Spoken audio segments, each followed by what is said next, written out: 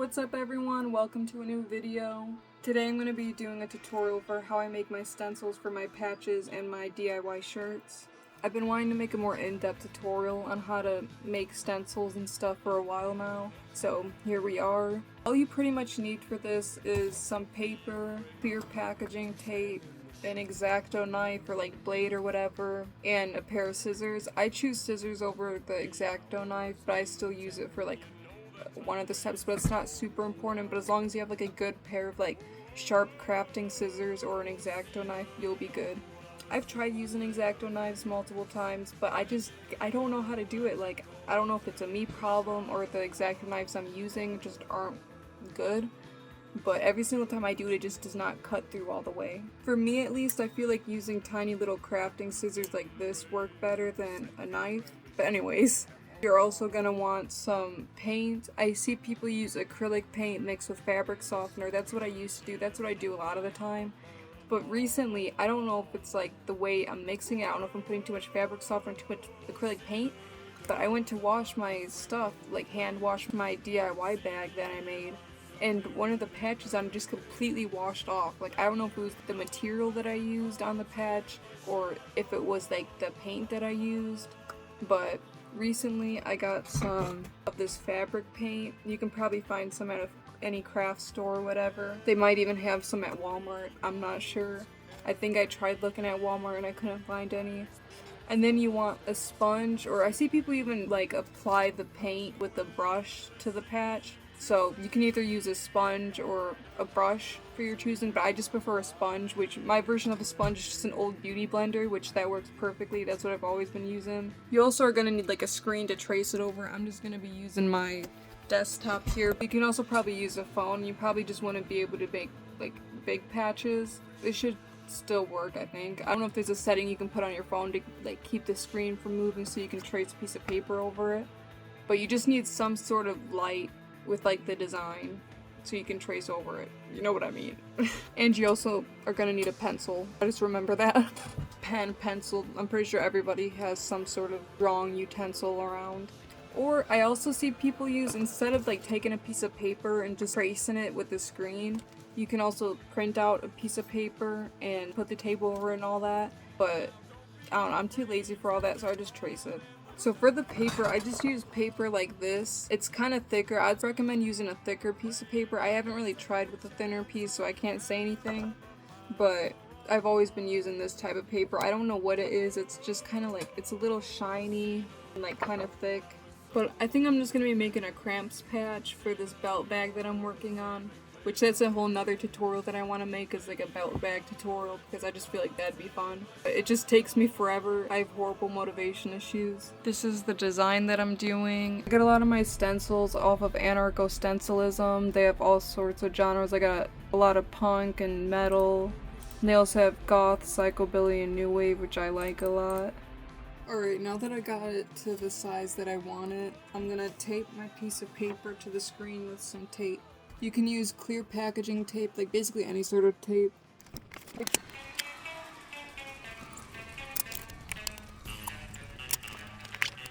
Now that I've taped it to the screen, I'm just gonna go in with a pen and outline it.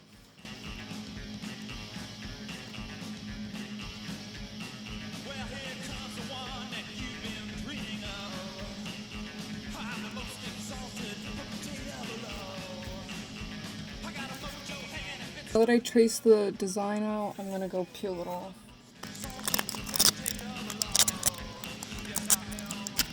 I tried to set my camera up at an angle where you can kind of see it better. Now that you got it all traced out, you're just gonna take some tape and just layer tape over it. And you want to cover the whole front and the back.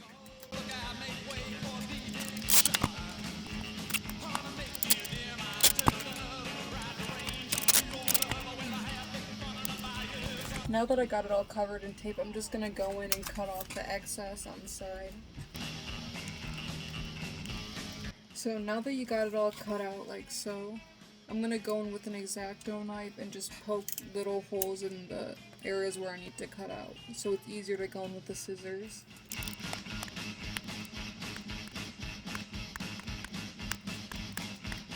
Now that I poked a bunch of little holes in it, I'm gonna go in with these little craft scissors and cut it out. Or you can go in with the X-Acto knife too, like I said earlier.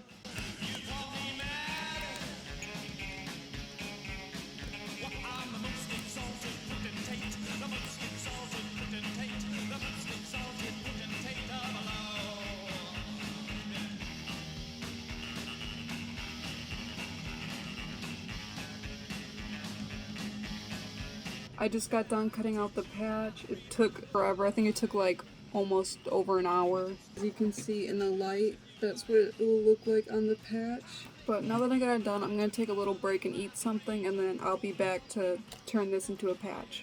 Alright, I'm back now. I cut a patch out to use from a pair of jeans that I use as scrap fabric. And I also have this thing here. It's like a laptop holder for like when you're laying in bed so you can have your laptop on your lap. But I've just been using it, as you can tell, my DIYs, and also just to like put my clothes on when I'm sewing it. I usually just like tape the piece of denim to it. So I just take the patch, and you can kind of see it a little bit. I need to get like a good, what is it called, tripod. I need to get a good tripod for this, but just put the patch down in place like so. Usually I use my good tape because I have a stronger tape than this, but I don't have it right now, so I'm just going to use this packaging tape for everything. So I just tape each side with 4 pieces of tape. Okay, now I got my patch all taped down. I forgot to mention earlier that the reason I put tape on my patches now is basically make it more like waterproof so it doesn't fall apart as easily, because all my patches up until like the middle of last year, past few years, are just made out of this paper without any tape on it, so they're all kind of like falling apart a bit, not really super reusable. So putting the clear packaging tape over it just makes it more reusable and more durable. I'm gonna tape my stencil over the patch, basically do the same thing that I did with the clear packaging tape.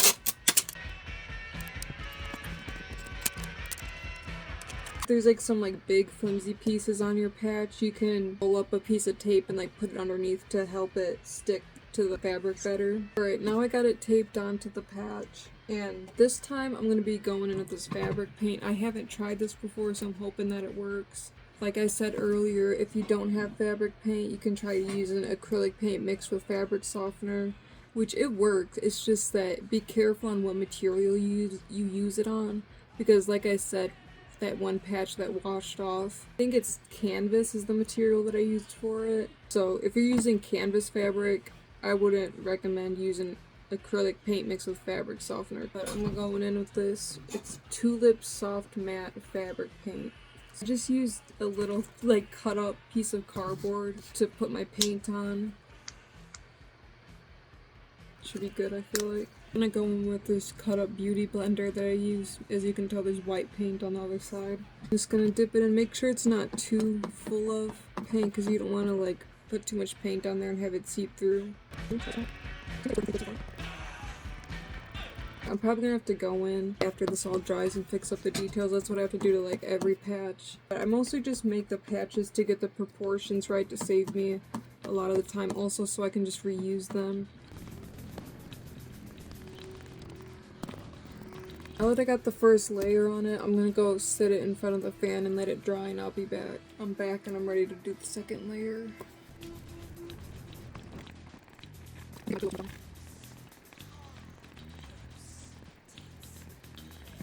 I'm gonna go let this layer dry and then probably just do a third layer, and I think that should be good. Second layer's dried, now I'm gonna do the third layer.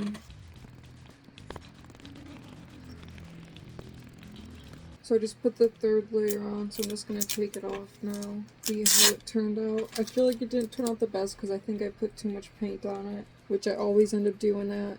I don't know, every single time I see people use the brush method where they take a brush and like dab it onto the patch, it always turns out so clean, and I don't get it because I tried it before and it came out so messy. Like, I don't know if I'm doing it wrong or if I'm using the wrong type of brush. I'm probably using the wrong type of brush, to be honest. Wait, it didn't turn out too bad. Hold on. Hold up. It's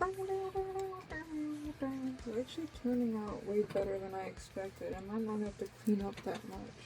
I'm just having to carefully peel off the patch though, because this fabric paint like glued it down. Here's how it turned out. Honestly, it turned out pretty clean compared to like when I used the acrylic paint with fabric softener, so that's really nice. I'm just gonna fix it up a little bit because I thought I was gonna do a lot of fixing up, but it's pretty good. And I also got some black to help fix it up. Like I said, I'm not gonna have to do too much. When I go to fix it up, I just use a tiny paintbrush. Something like this or this. This is the one that I usually use, but I haven't cleaned it since the last time I used it, so it's all crusty. So I might have to clean that real quick. Also, ignore how crusty my lipstick looks, bro. I've been eating and shit throughout the day.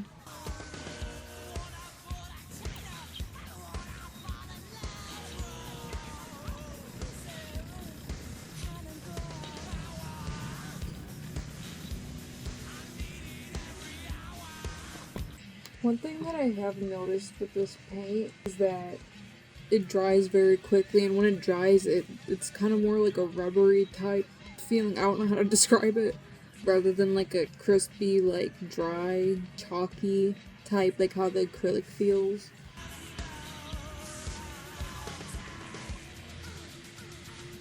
I think I got it fixed up pretty good. I'm just gonna go in with this little pointy metal tool thing.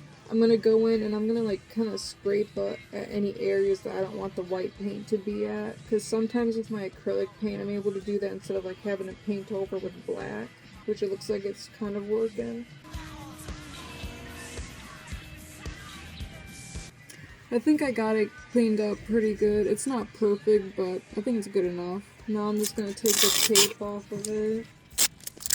There's our patch. Now I'm just gonna cut it to size.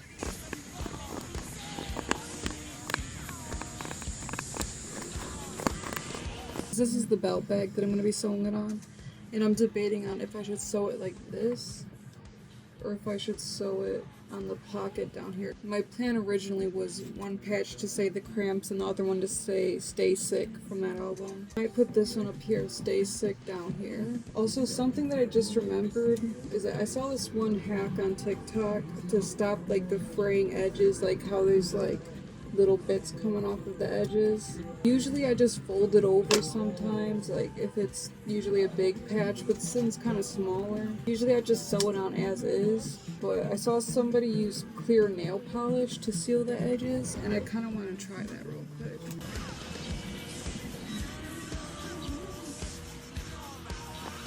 I got the nail polish on the edges. I'm just gonna let it dry for a bit and then I'm gonna sew it on. I think I'm gonna put the patch right here and then put the stay sick on the bottom just because it fits better up here than on the bottom. So I'm gonna go pin it in place and I'll be back. Got it pinned on and now I'm gonna start sewing it on. So when I sew my patches on, I just use floss, and this is my favorite floss to use. It's Oral-B Glide. I just feel like it's the smoothest. A lot of other flosses have like some sort of texture on them that kind of makes it hard to go through the fabric sometimes. For my black floss, I use this stuff.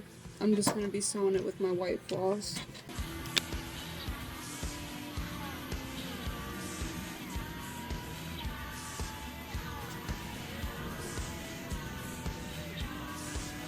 I finally got the patch all sewed on. Here it is. I'm happy with how it turned out, and this fabric paint that I tried out worked really good. So I'm definitely going to be using this again. That was pretty much it. I'm going to have to end the video soon because my phone's getting low. But I hope this tutorial was helpful if you were curious on how to make patches or how to make DIY shirts, because you don't have to just make a patch. You can just do this straight onto a shirt or like anything you want basically, and just customize anything. Like ever since I learned how to make patches, like I've been doing this for like 3-4 years, and it's just been really fun to not only make your own stuff, but it just is fun with the process of it. Like I don't know, I've always enjoyed arts and crafts, so making patches just feels like doing arts and crafts to me. Like it makes me feel like I'm back in like kindergarten. But yeah, I hope you guys enjoyed the video, and I'll see you in the next one.